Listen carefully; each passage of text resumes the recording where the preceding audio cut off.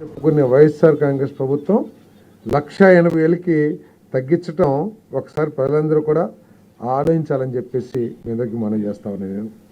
మరి అంతేకాకుండా తెలుగుదేశం ప్రభుత్వం 2014-19 మధ్యలో పూర్తిగా స్టేట్ ఫండ్స్తోనే రాష్ట్ర ప్రభుత్వ నిధులతోనే 4.43 లక్షల ఇళ్ళని నిర్మించి పేద ప్రజలకు అందించిందని చెప్పేసి కూడా మనం చేస్తాం. వైఎస్ఆర్ కాంగ్రెస్ ప్రభుత్వం యూనిట్ కాస్ట్ తగ్గించడమే కాకుండా స్టేట్ కంట్రిబ్యూషన్ని ₹1,00,000 నుంచి 30,000కి తగ్గించింది.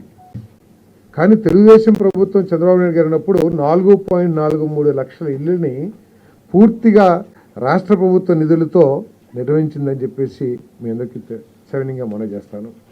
మరి పేదల ప్రభుత్వం అని చెప్పుకునే వైఎస్ఆర్ కాంగ్రెస్ ప్రభుత్వం ఈ 4.43 లక్షల ఇళ్లలో దాదాపు సగం ఇళ్లకి 937 కోట్ల వరకు బిల్లులు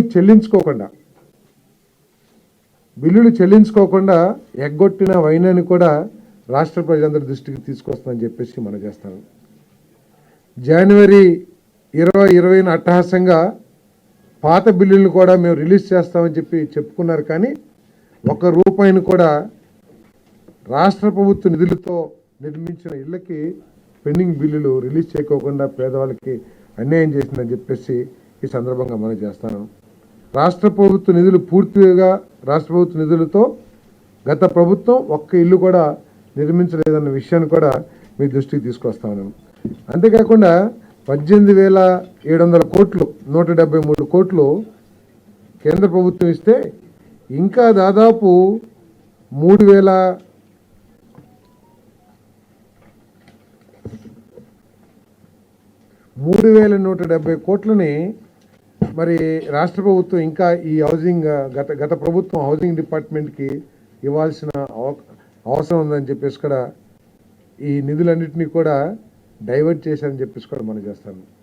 అంటే మన పరపతి ఎంతవరకు దిగజారిందంటే కేంద్ర ప్రభుత్వం నిధులు ఇవ్వాలంటే ఒక ఎస్ఎన్ఏ అకౌంట్ అని చెప్పేసి ఒకటి అకౌంట్ ఓపెన్ చేస్తే కానీ మేము ఇవ్వము అని చెప్పేసి ఒక దశలో ఈ గృహ నిర్మాణానికి ఫండ్స్ ట్రాన్స్ఫర్స్ కూడా ఆపేసిన విషయాన్ని కూడా మీ దృష్టికి తీసుకొస్తాను.